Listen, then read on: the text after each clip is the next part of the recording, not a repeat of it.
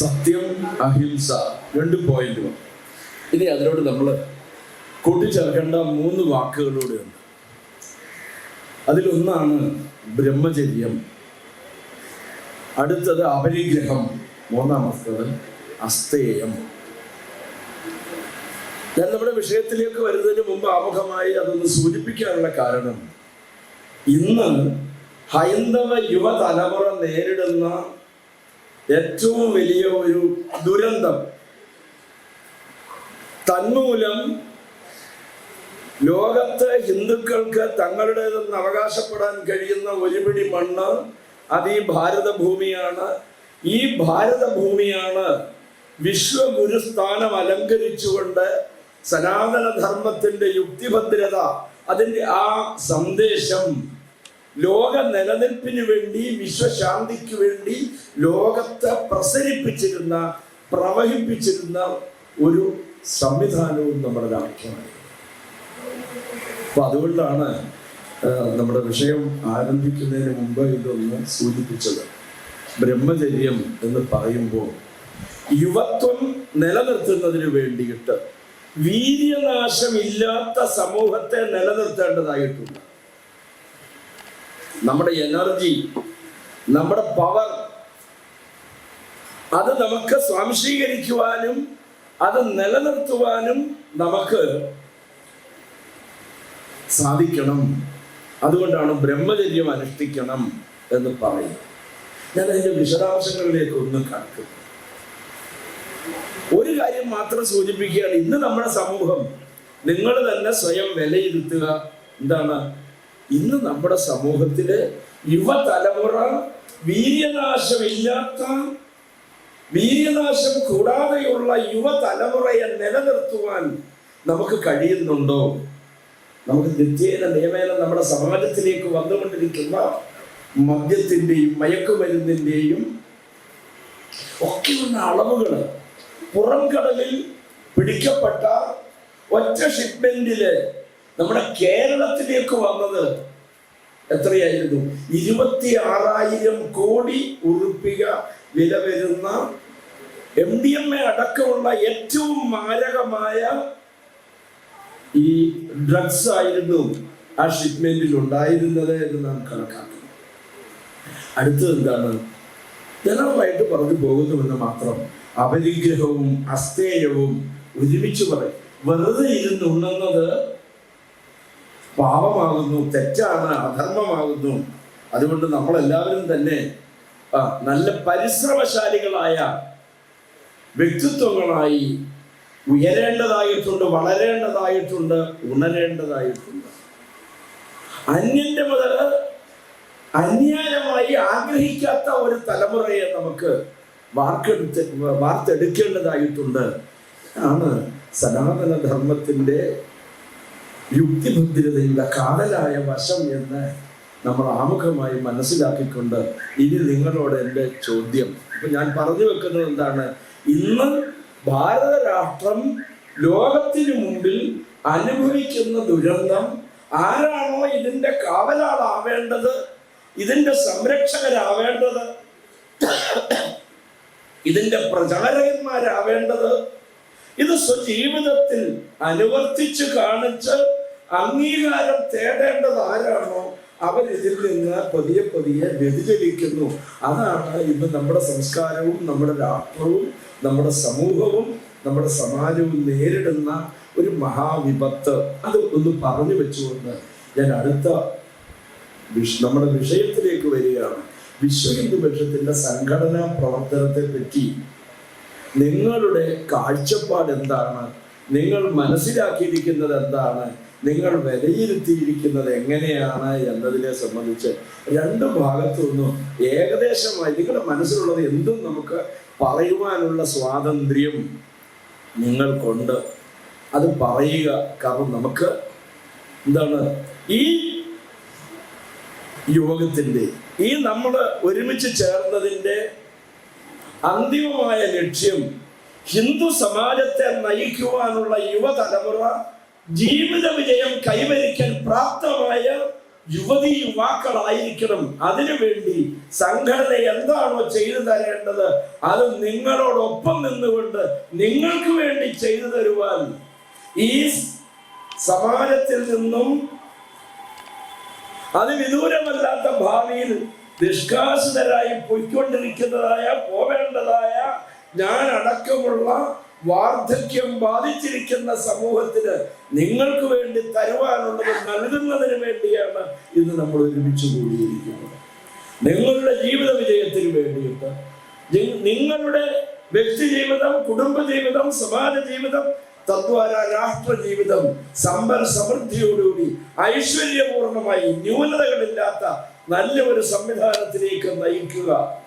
അതിനുവേണ്ടി സംഘടന എന്താണ് ചെയ്തു തരേണ്ടത്, അതിനുവേണ്ടിയാണ് നമ്മൾ ഈ ഇന്ററാക്ഷൻ ഈ സെഷനിൽ വെച്ചിരിക്കുന്നത്. അപ്പൊ നിങ്ങൾ എവിടെ നിൽക്കുന്നു എന്ന് അറിഞ്ഞെങ്കിൽ മാത്രമേ നമുക്കതിന് മറുപടി പറയുവാനായിട്ട് കഴിയുള്ളൂ. അപ്പൊ ഇനി നമ്മുടെ ചോദ്യത്തിന് മറുപടി പറയണം, പെട്ടെന്ന് എല്ലാവരും പറയണം.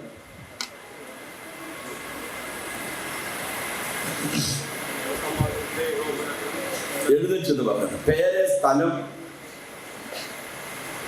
ചുരുങ്ങിയ വാക്കുകൾ, പെട്ടെന്ന് പെട്ടെന്ന്.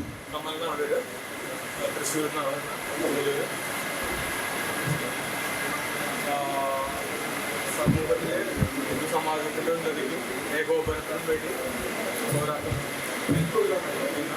വിശ്വ ഹിന്ദു പരിഷത്ത് രൂപീകൃതമായിരിക്കുന്നതിന്റെ മുഖ്യമായ ഉദ്ദേശ ലക്ഷ്യങ്ങളിൽ പരമപ്രധാനമായതാണ് ഹൈന്ദവ സമാജത്തെ ഛിന്ന ഭിന്നമായി കിടക്കുന്ന ഹൈന്ദവ സമാജത്തെ ജാതിയുടെ പേരിൽ, ഉപജാതിയുടെ പേരിൽ, വർഗത്തിന്റെ പേരിൽ, വർണ്ണത്തിന്റെ പേരിൽ, തൊഴിലിന്റെ പേരിൽ, രാഷ്ട്രീയത്തിന്റെ പേരിൽ, ഉച്ചനീചത്വങ്ങളുടെ പേരിൽ, സമ്പന്നതയുടെ പേരിൽ, ധനത്തിന്റെ പേരിൽ, ഭൂമിയുടെ പേരിൽ ഏതെല്ലാം തരത്തിൽ വിഘടിക്കാമോ അത്തരത്തിലൊക്കെ വിഘടിച്ചു നിൽക്കുന്ന ഹൈന്ദവ സമാജത്തെ ആരാണ് ഹിന്ദു? ധർമ്മത്തെ ആദരിക്കുന്നവൻ ആരാണോ അവനാണ് ഹിന്ദു.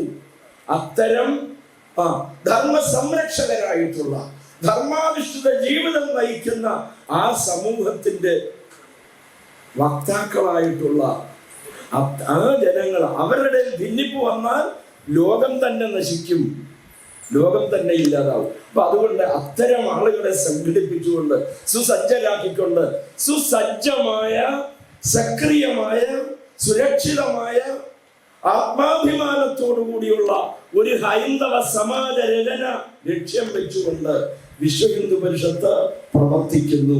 വിശ്വ ഹിന്ദു പരിഷത്ത് ഒരു രാഷ്ട്രീയ സംഘടനയല്ല. വിശ്വ ഹിന്ദു പരിഷത്ത് ഒരു സാമൂഹിക സംഘടനയാകുന്നു. വിശ്വ ഹിന്ദു പരിഷത്ത് ഒരു സാംസ്കാരിക സംഘടനയാകുന്നു. വിശ്വ ഹിന്ദു പരിഷത്ത് ഒരു ധാർമ്മിക സംഘടനയാകുന്നു. വിശ്വ ഹിന്ദു പരിഷത്ത് ഒരു സേവന നിരതമായ സംഘടനയാകുന്നു.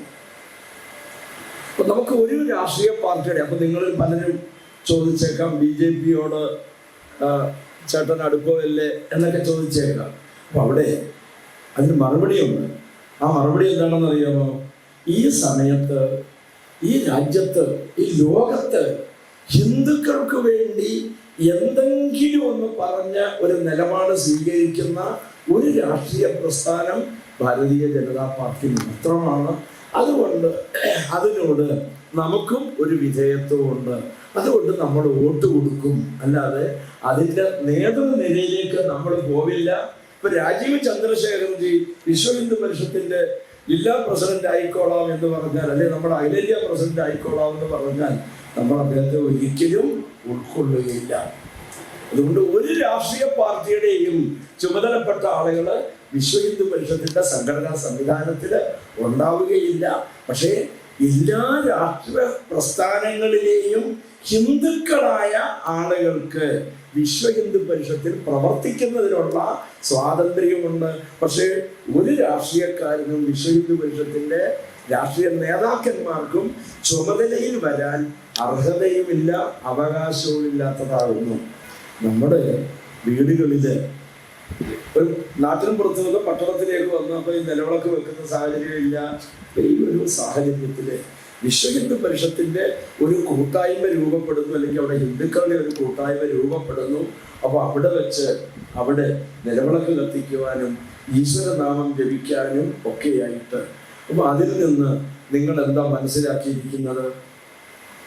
ഞാൻ നിങ്ങളോട് സൂചിപ്പിച്ചു, ഒരു സാമാജിക സംഘടനയാണ്, ആധ്യാത്മിക സംഘടനയാണെന്നൊക്കെ ഞാൻ നിങ്ങളോട് പറഞ്ഞു.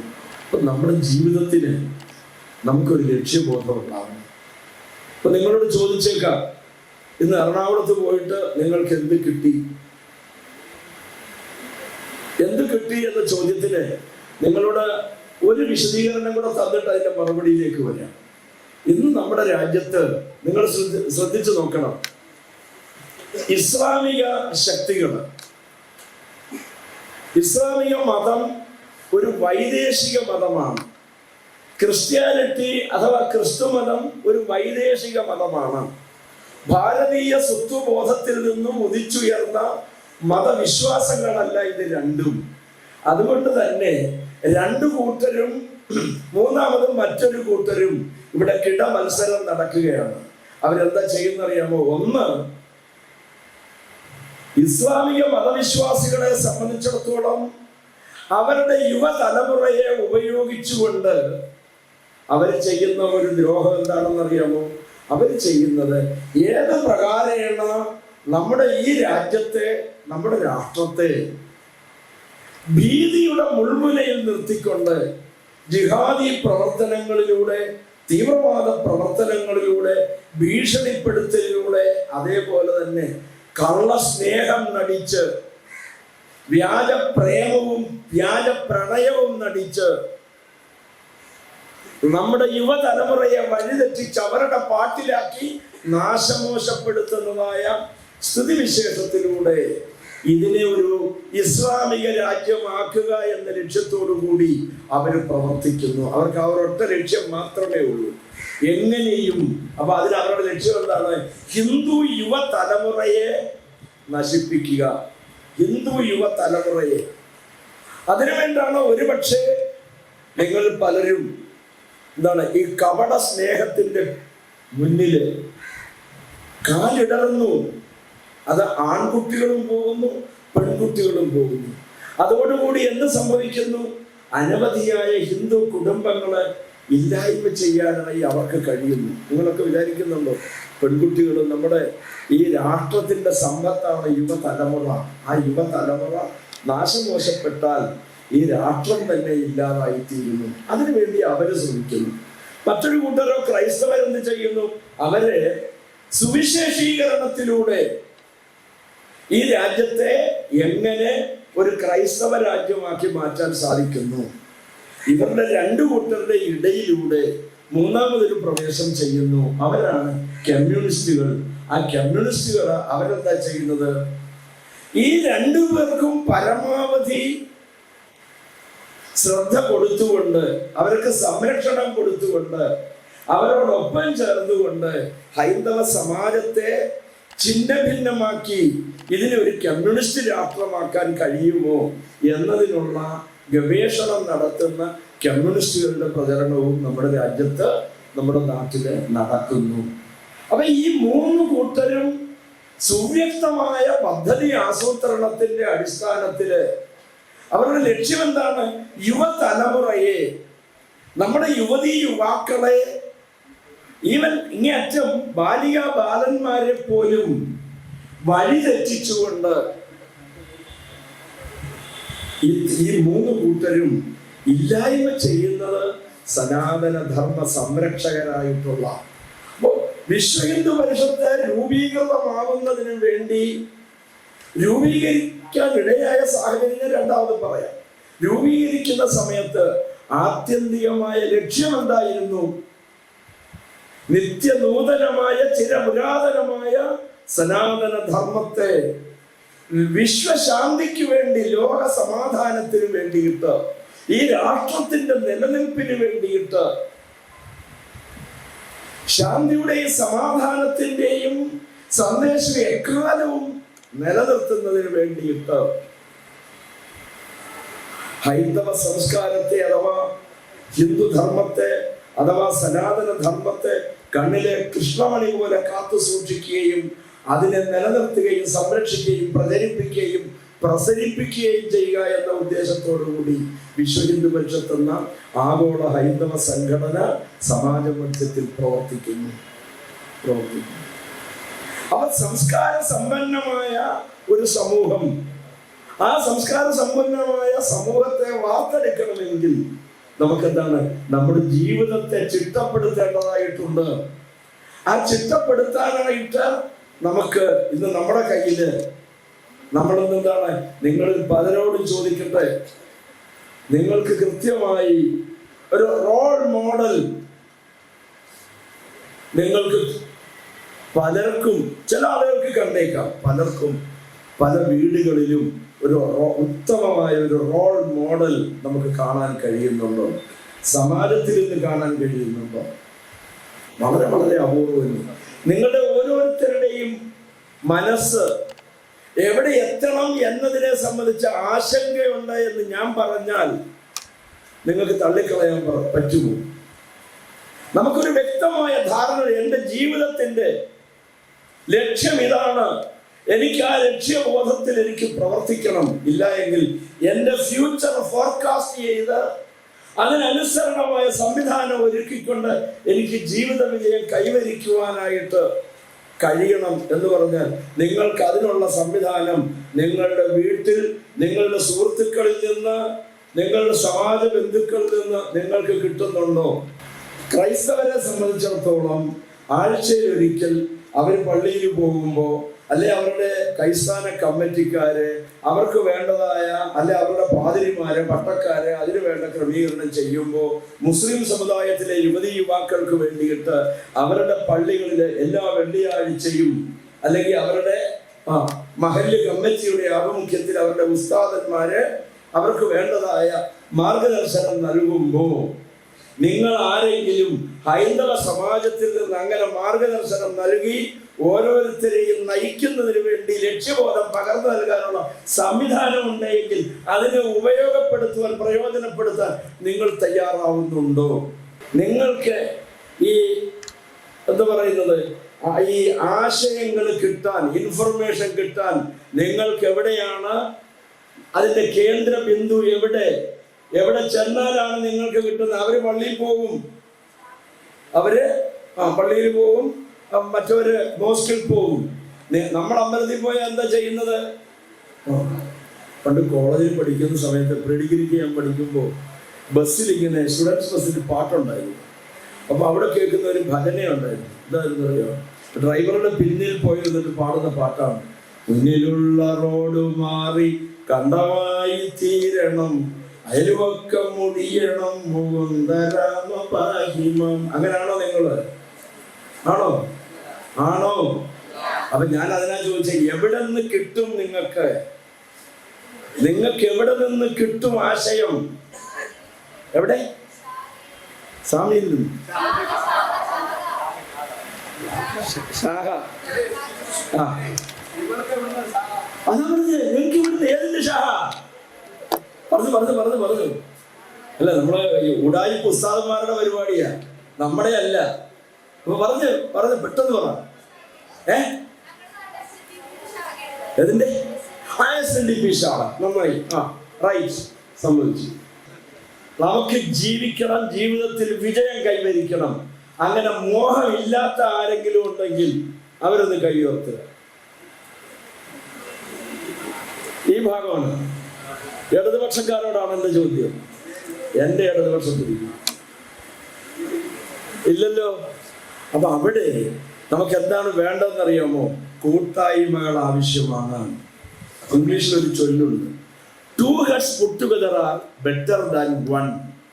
ഒരാള് ഒറ്റയ്ക്കിരുന്ന് ചിന്തിച്ചു കൂട്ടുന്നതിനേക്കാൾ ഏത് പ്രശ്നങ്ങൾ പരിഹരിക്കാനും ജീവിത വിജയം കൈവരിക്കാനും ഒരു കൂട്ടായ്മയുടെ, നമ്മൾ എന്ത് കാര്യമായിക്കൊള്ളട്ടെ, ഒരു കാര്യത്തിൽ നമ്മളെല്ലാവരും തന്നെ ഏകാഭിപ്രായക്കാരാണ്. നമുക്ക് ജീവിതത്തിൽ വിജയിക്കണം. എല്ലാ ഹിന്ദുവും ജീവിതത്തിൽ പരിപൂർണമായ വിജയമല്ല, സമ്പൂർണമായ ജീവിത വിജയം കൈവരിക്കണം എന്നാണ് വിശ്വ ഹിന്ദു പരിഷത്തിന്റെ മോഹം, വിശ്വ ഹിന്ദു പരിഷത്തിന്റെ ആഗ്രഹം. അവിടെ നമ്മളത് മതേതരത്വം, നമ്മളെ സംബന്ധിച്ചിടത്തോളം. വിശ്വ ഹിന്ദു പരിഷത്ത് എന്തിനു വേണ്ടി നിലകൊള്ളുന്നു? വിശ്വ ഹിന്ദു പരിഷത്ത് നിലകൊള്ളുന്നത് only for സനാതന ധർമ്മ, only for Hinduism. We stood only before Hindus. ഹിന്ദുക്കളോടൊപ്പം മാത്രം, ഹിന്ദുക്കൾക്ക് വേണ്ടി മാത്രം പ്രവർത്തിക്കാൻ തയ്യാറാവുന്ന നമ്മുടെ സംഘടനയാവുന്നു വിശ്വ ഹിന്ദു പരിഷത്ത്. ആ വിശ്വ ഹിന്ദു പരിഷത്ത് 1964 ഓഗസ്റ്റ് മാസം 29, 30 തീയതികളില് വിശ്വപ്രസിദ്ധരായ വ്യക്തിത്വങ്ങളെ കേന്ദ്രീകരിച്ചുകൊണ്ട് ബോംബെയിലെ സാന്ദീപനി സാധനാലയത്തിൽ വെച്ച് വിശ്വപ്രസിദ്ധനായ ഒരു സന്യാസി ശ്രേഷ്ഠൻ, എറണാകുളം സ്വദേശിയായിരുന്നു, സ്വർഗീയ ചിന്മയാനന്ദജി മഹാരാജ്, ഇന്ത്യൻ എക്സ്പ്രസ് പത്രത്തിന്റെ എഡിറ്ററായിരുന്നു അദ്ദേഹം. അങ്ങനെയുള്ള ആ മഹാപ്രതിഭാശാലിയായ സന്യാസി ശ്രേഷ്ഠൻ ഒപ്പം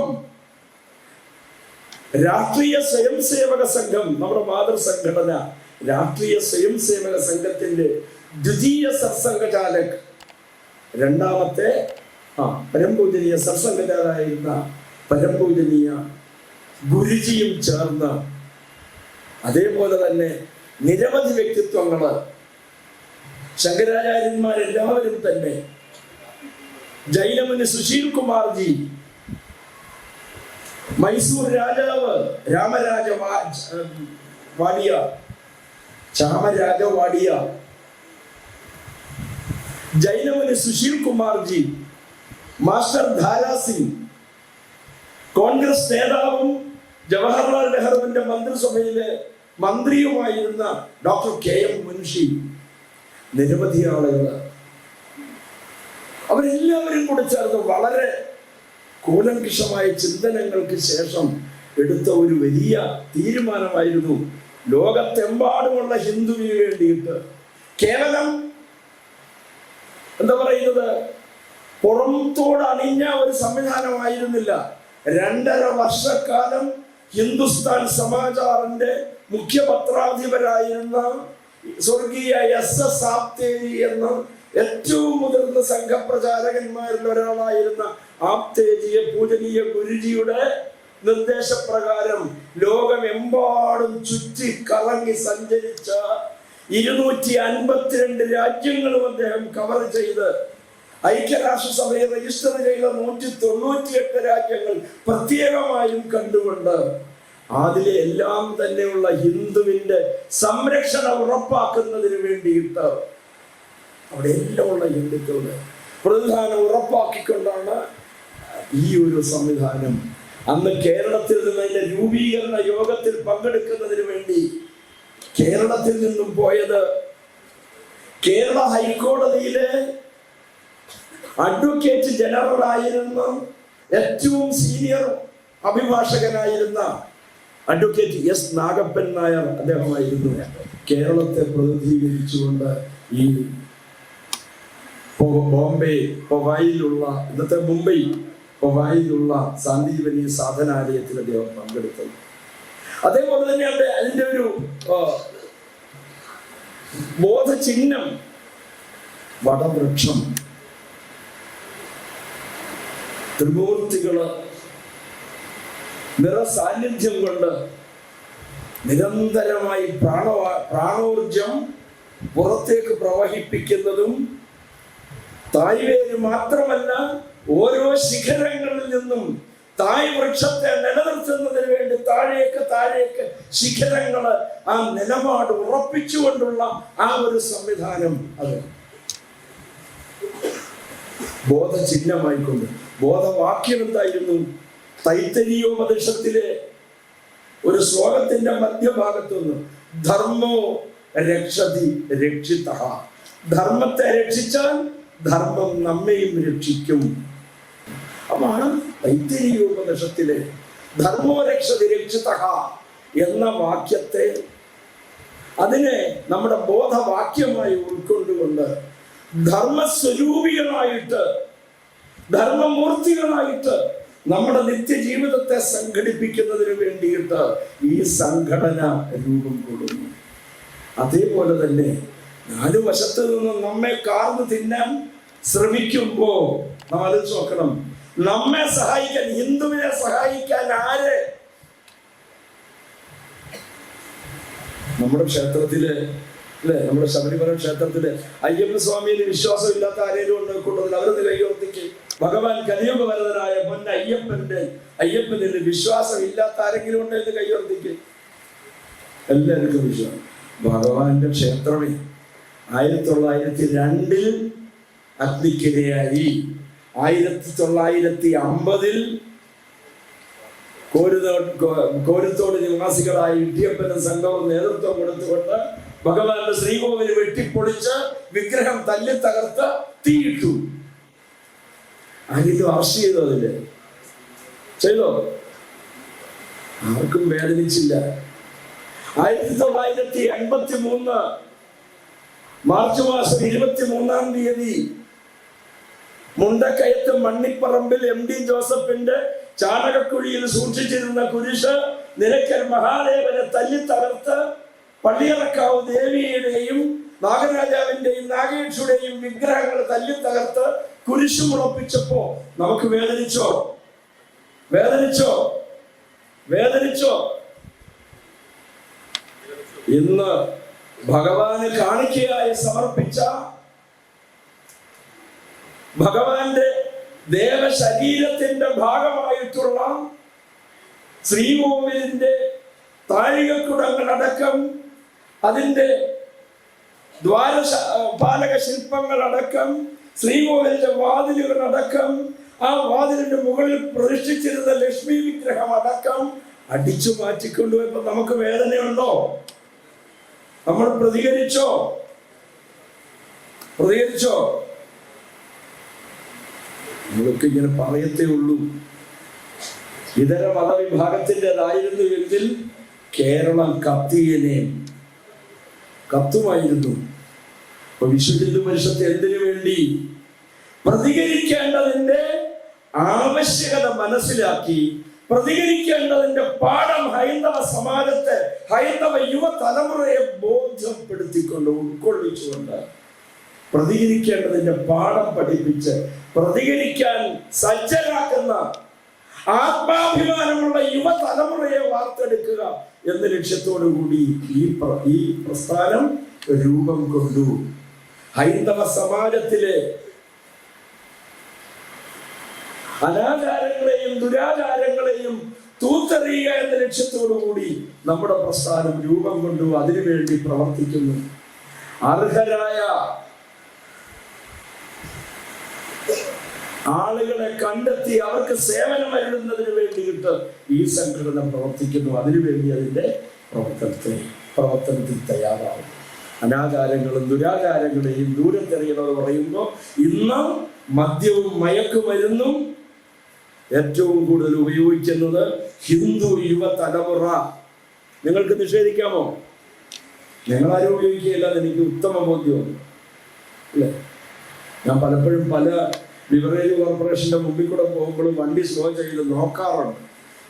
എൻ്റെ മക്കൾ ആരെങ്കിലും അവിടെ നിൽപ്പുണ്ടോ, കൊച്ചുമക്കൾ ആരെങ്കിലും നിൽപ്പുണ്ടോ എന്നൊക്കെ ഞാൻ നോക്കാറുണ്ട്. പക്ഷെ ഞാനൊരു കാര്യം മാത്രം പറയാം. വയനാട് ജില്ലക്കാരും ഉണ്ടോ? കയ്യോർത്തിക്ക്.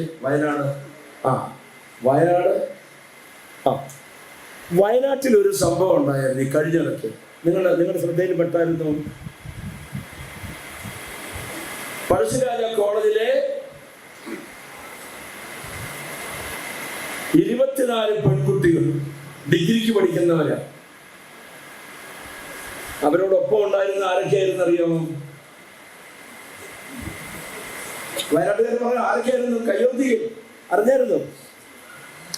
പെട്ടെന്ന് പറഞ്ഞു തരും, നമ്മുടെ വിഷയമല്ല എങ്കിൽ പോലും.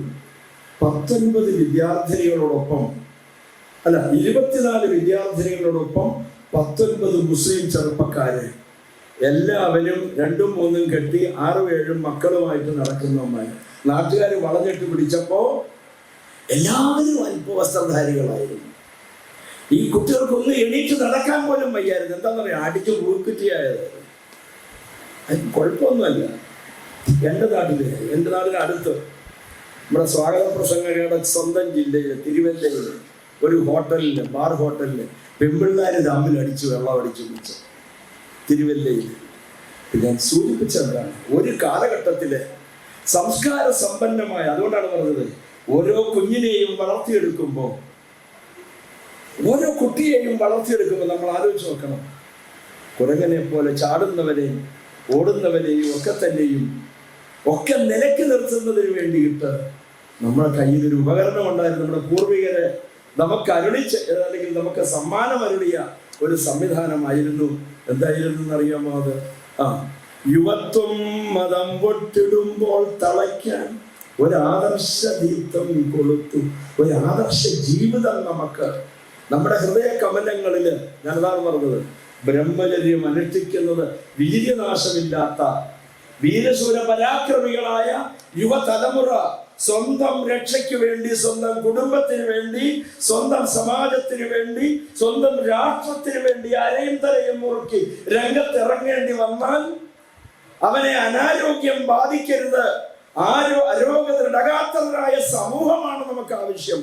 അതിനു വേണ്ടിയാണ് നമ്മുടെ സംഘടിത സംവിധാനം. അതുകൊണ്ടാണ് പറഞ്ഞത്, അനാചാരങ്ങളും ദുരാചാരങ്ങളെയും ഒക്കെ മാറ്റി മനുഷ്യനായി ജീവിക്കുവാനുള്ള സാഹചര്യത്തെ പൊരുത്തപ്പെടുത്തുവാൻ നമ്മളിലില്ല. ജാതീയ ചിന്തകൾ, ഹിന്ദു എന്ന ബോധം നമ്മെ ബന്ധുവാക്കുന്നു.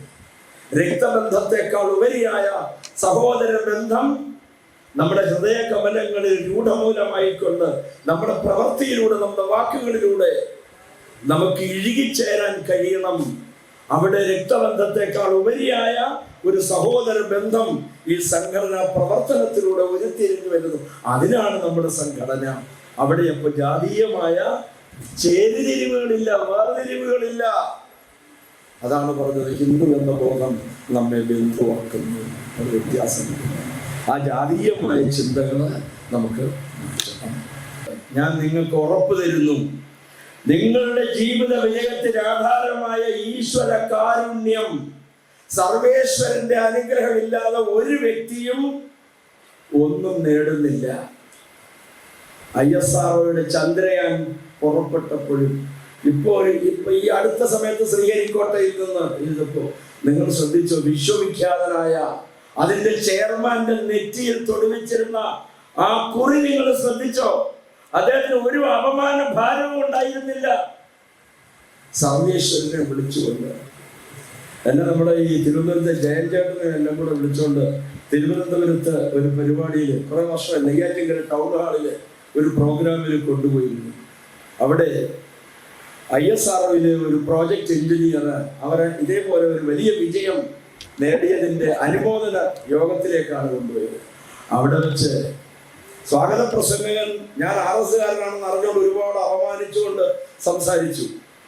പക്ഷേ ഏറ്റവും അവസാനം ആ ശാസ്ത്രജ്ഞന്റെ, ഞാൻ അദ്ദേഹത്തിന്റെ പേര് പോലും മറന്നുപോയി, അദ്ദേഹത്തിന്റെ മറുപടി പ്രസംഗത്തിൽ അദ്ദേഹം പറഞ്ഞെന്നാണ്, എന്നെ ഈ ജീവിത വിജയത്തിന് ആധാരമാക്കിയത് നെയ്യാറ്റിൻകര ശ്രീകൃഷ്ണസ്വാമിയുടെ അനുഗ്രഹമാണ്, പാളയം ഹനുമാൻ സ്വാമിയുടെ അനുഗ്രഹമാണ്, ശ്രീപത്മനാഭ സ്വാമിയുടെയും ആറ്റുകാല അമ്മയുടെയും പഴമങ്ങാടി ഗണപതിയുടെയും അനുഗ്രഹമാണ്.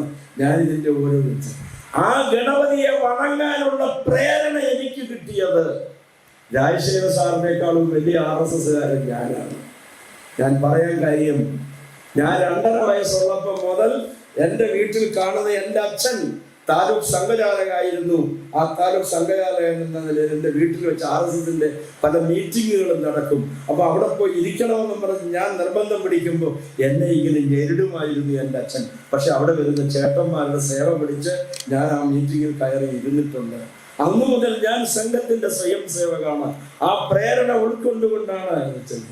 അതുകൊണ്ടാണ് ഞാൻ പറഞ്ഞത്, നമ്മൾ നടത്തുന്ന, നമ്മുടെ 1 മണിക്കൂർ സമയം എടുക്കുന്ന നമ്മുടെ സത്സംഗം, വിശ്വ ഹിന്ദു പരിഷത്തിന്റെ അടിസ്ഥാന പ്രവർത്തനം, ആ സത്സംഗങ്ങളിലൂടെ നമുക്ക് ലഭിക്കുന്നത് ഒന്ന്, ഈ ജഗത്തിന് മുഴുവനും കാരണഭൂതനായ സർവേശ്വരന്റെ അനുഗ്രഹം. ആ അനുഗ്രഹം ഒന്നുകൊണ്ട് മാത്രമാണ് നമുക്ക് ജീവിത വിജയം കൈവരിക്കാൻ കഴിയുന്നത്. ആ ജീവിത വിജയം അത് നിങ്ങൾക്ക് ഉറപ്പ് നൽകുന്നു. നമ്മുടെ സംഘടനാ പ്രവർത്തനത്തിലൂടെ നമുക്ക് നേടിയെടുക്കാൻ കഴിയുന്നു. രണ്ടാമത്തത്, ഹിന്ദുക്കൾക്ക് തങ്ങളുടേതല്ലാത്തതായ ഒരു രാജ്യം ലോകത്തില്ല വേറെ. ഈ ഭാരതമല്ലാതെ ഞാൻ നിങ്ങളോട് 198 രാജ്യങ്ങളുടെ കഥ പറഞ്ഞപ്പോൾ 178 ക്രൈസ്തവ രാജ്യങ്ങളാണ്. 57ഓളം ഇസ്ലാമിക രാജ്യങ്ങൾ.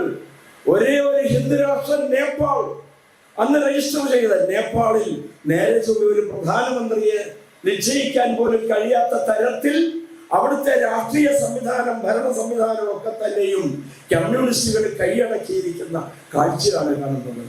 92% ഹിന്ദു ഭൂരിപക്ഷമായിരുന്ന ഈ നാടിനെ ഐക്യരാഷ്ട്രസഭയെ രജിസ്റ്റർ ചെയ്തത് ആണും പെണ്ണും കെട്ട തരത്തിൽ മതേതരത്വം എന്ന പേരിൽ. നമ്മളൊക്കെ ഒരു ഗതികേടുണ്ടായാൽ നാം എവിടേക്ക് പോകും? നാം ആലോചിച്ച് നോക്കണം. ഇവിടെ തട്ടിക്കൂട്ട് സംവിധാനങ്ങൾ ഒരുക്കുകയാണ്. നിങ്ങൾ ചിന്തിച്ചോ, പാകിസ്ഥാനും ഇന്ത്യയുമായി യുദ്ധമുണ്ടായ ദക്ഷിണേന്ത്യൻ സംസ്ഥാനങ്ങളെ വെട്ടിമുറിച്ചുകൊണ്ട് മറ്റൊരു ഇസ്ലാമിക രാഷ്ട്രം ജിഹാദികളുടെ നേതൃത്വത്തിൽ രൂപീകരിക്കുന്നതിന് വേണ്ടി സിദ്ദിഖാപ്പനെ പോലെയുള്ള ദേശദ്രോഹികൾ വിദേശ രാജ്യങ്ങളിൽ നിന്ന് പണം പറ്റിക്കൊണ്ട് നടത്തുന്ന ശ്രമങ്ങളും നമ്മൾ കാണേണ്ടതായിട്ടുണ്ട്. അതുകൊണ്ട് നമുക്ക് പോവാൻ മറ്റൊരിടമില്ല. അതുകൊണ്ട് നാം ഹിന്ദു, നാം ഒറ്റക്കെട്ടായി ഇവിടെ നിന്ന് ഈ രാഷ്ട്രത്തിന്റെ ഉപ്പും ചോറും ഭുജിച്ചുകൊണ്ട് ഈ രാഷ്ട്രത്തോട് കൂറും വിശ്വാസവും പുലർത്തുന്ന ദേശസ്നേഹികളായ മുഴുവൻ ജനതയെ തയ്യാറെടുക്കുന്നതിന് വേണ്ടിയിട്ട് നമുക്ക് ദേശഭക്തി നിർഭരമായിട്ടുള്ള കീർത്തനങ്ങൾ ആലപിച്ചുകൊണ്ട് ദേശഭക്തിയുള്ള സമാജത്തെ വാർത്തെടുക്കാനായിട്ട് നമ്മുടെ സത്സംഗത്തിലൂടെ നമുക്ക് കഴിയുന്നു. മൂന്നാമത്തേത് പറയാമോ നിങ്ങൾക്ക്? ആർക്കെങ്കിലും പറയാമോ? ഈശ്വരഭക്തിയായി ദേശഭക്തിയായി മൂന്നാമതൊരു കാര്യം കൂടെ നാം അറിയാതെ തന്നെ നമ്മളിലേക്ക് വന്നു ചേരുന്നതാണ് ഒരു സംഭവം. നിങ്ങൾക്ക് പറയാമോ? എന്തോ? സംസ്കാരഭക്തി. ഇന്ന് സംസ്കാരം എന്താന്ന് ചോദിച്ചാൽ നമ്മുടെ മനസ്സിൽ ഓടിയെടുക്കുന്നത് ശവസംസ്കാരത്തെ പറ്റിയാണ് അല്ലേ?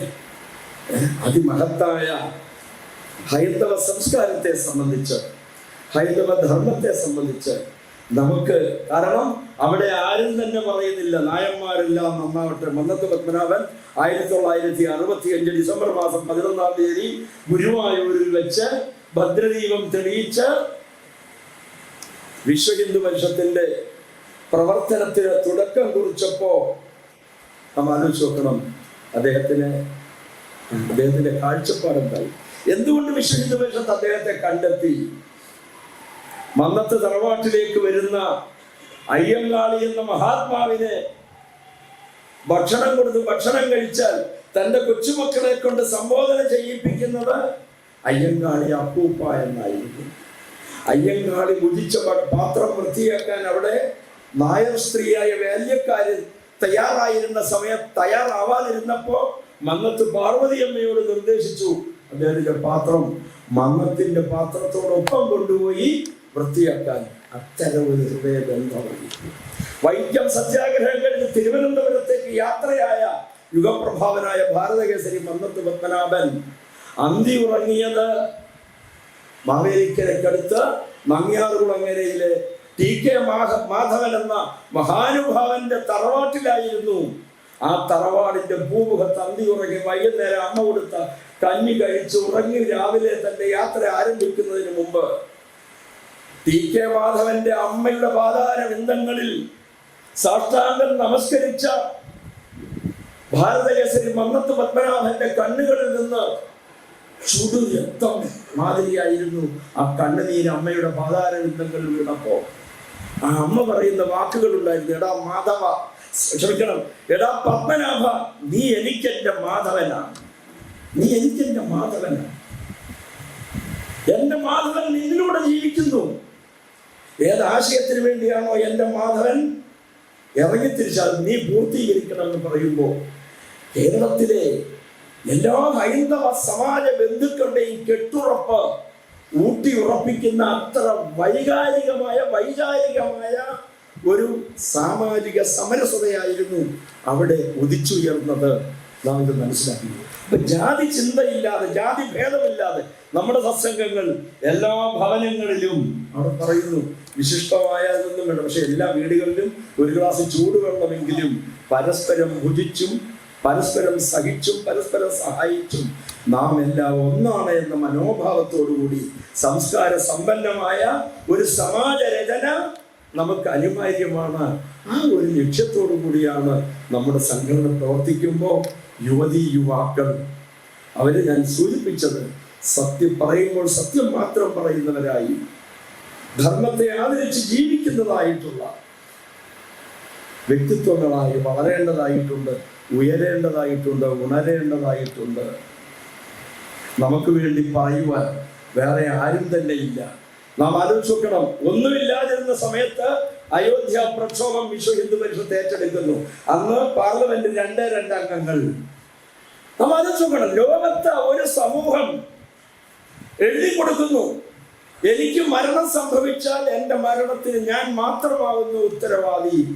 50 രൂപ പത്രത്തിൽ എഴുതി സാക്ഷ്യപ്പെടുത്തി കൊടുത്തതിന് ശേഷം രാമജന്മഭൂമിയുടെ മോചനത്തിന് വേണ്ടി ആളുകളെ തയ്യാറാക്കി അയക്കാൻ കഴിയുന്നുവെങ്കിൽ സംഘടനയിലൂടെ നാം നേടിയ പരിശീലനത്തിന്റെ പരിണിത ഫലമായിരുന്നു ആളുകളെ മുഴുവൻ അവിടെ നമുക്ക് എത്തിക്കാനായിട്ട് സാധിച്ചത്. നമുക്ക് വിജയിക്കാൻ കഴിഞ്ഞു. ഇത്തരം 60 വർഷം നീണ്ട പൊരിഞ്ഞ നിയമയുദ്ധത്തെ നമ്മൾ നേരിട്ടു. ജനാധിപത്യ മര്യാദയിലെ എല്ലാ സമരമാർഗങ്ങളും ഉപയോഗിച്ചു. അവസാനം ചെയ്തു നമ്മുടെ നെറുകയിൽ തൊടുവിച്ചിരുന്ന അപമാനക്കറ തൂത്തെറിയാൻ നമ്മൾ തയ്യാറായി. അവസാനം എല്ലാവരെയും സഹകരിപ്പിച്ചു. എല്ലാവരുടെയും പങ്കാളിത്തത്തോടുകൂടി രാമക്ഷേത്രം അവിടെ ഉയരുന്നു. രാമസേന തകർക്കാൻ തയ്യാറാവുമ്പോ അതിന്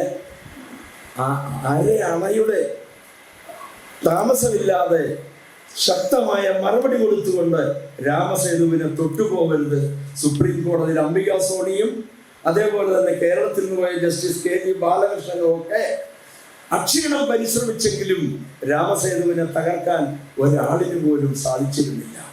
ഇനി കേരളത്തിലേക്ക് വന്നാൽ നമുക്കറിയാം, ദേവി കന്യാകുമാരിയെ തകിടം മറിച്ച് കന്യകാമറിയത്തെ പ്രതിഷ്ഠിക്കാൻ തയ്യാറായപ്പോ അവിടെ ഉദിച്ചുയർന്ന ചോദ്യചിഹ്നം ഹിന്ദുവിന്റെ സംഘടിത ശക്തിയായി. അതിന്റെ പിന്നിൽ സംഘപരിവാർ പ്രസ്ഥാനം വിശ്വ ഹിന്ദു പരിഷത്തിന്റെ ബാനറിൽ നാം നടത്തിയ തേരോട്ടമായിരുന്നു. അഗസ്ത്യ മഹാമുനിയുടെ വിഗ്രഹങ്ങൾ വലിച്ചെറിഞ്ഞ സെന്റ് അഗസ്റ്റിനെ പ്രതിഷ്ഠിക്കാൻ അഗസ്ത്യമല മടക്കുകൾക്ക് മുകളിൽ തയ്യാറായപ്പോ അവിടുത്തെ ഉദിച്ചുയർന്ന ചോദ്യചിഹ്നം ഹിന്ദുവിന്റെ സംഘടിത ശക്തിയായി. ഹിന്ദുവിന്റെ പ്രതികരണത്തിന്റെ ഫലമായിട്ട് അവിടെ സെന്റ് അഗസ്റ്റിനെ പ്രതിഷ്ഠിക്കാൻ ഒരു ശക്തിക്കും കഴിഞ്ഞില്ല. പാലികാച്ചുമലയിലെ വിഗ്രഹങ്ങൾ പൊട്ടിച്ചെറിയാൻ തയ്യാറായപ്പോൾ അവിടെ ഉദിച്ചുയർന്ന ചോദ്യചിഹ്നം ഹിന്ദുവിന്റെ സംഘടിത ശക്തിയായി. നിലയ്ക്കൽ സംഭവം ഞാൻ പറഞ്ഞു. അവിടെ 18 മലകൾക്കും പുറത്ത് കൊണ്ടുപോകണമെന്ന് പറയുമ്പോൾ അത് അക്ഷരം പ്രതി കൊണ്ടുപോയി. ഇന്ന് നിങ്ങൾ അറിയുന്ന ഈ സ്വർണം തീവട്ടിക്കൊള്ള അക്ഷരാർത്ഥത്തിൽ വിശ്വ ഹിന്ദു പരിഷത്താണ് അതിന് നേതൃത്വം കൊടുത്തത്. നമ്മുടെ ഒരു ചാനലുണ്ട്, ഹിന്ദു വിശ്വാസ്. നിങ്ങൾ എല്ലാവരും അത് സബ്സ്ക്രൈബ് ചെയ്യണം. നമ്മളെ സംബന്ധിക്കുന്ന വാർത്തകൾ മനസ്സിലാക്കുക. എല്ലാ സംവിധാനവും നമ്മൾ ഒരുക്കിയിട്ടുണ്ട്. മുഴുവൻ ഹിന്ദു സമാജത്തെയും കൈപിടിച്ചുയർത്തി ജീവിത വിജയത്തിന്റെ മുഖ്യധാരയിലേക്ക് ഒപ്പം നിന്ന് കൈപിടിച്ചുയർത്താൻ സംഘടന നിങ്ങളോടൊപ്പമുണ്ട്. നിങ്ങൾ അതിനെ വിനിയോഗിക്കണം, പ്രയോജനപ്പെടുത്തണം. അങ്ങനെ നമുക്ക് ഹിന്ദു യുവത്വം ഒരു രംഗത്തും പിന്നോക്കം പോകാൻ പാടില്ല. എല്ലാ രംഗങ്ങളിലും വെച്ചടി മുന്നോട്ട് കുതിക്കാൻ നമുക്ക് കഴിയണം.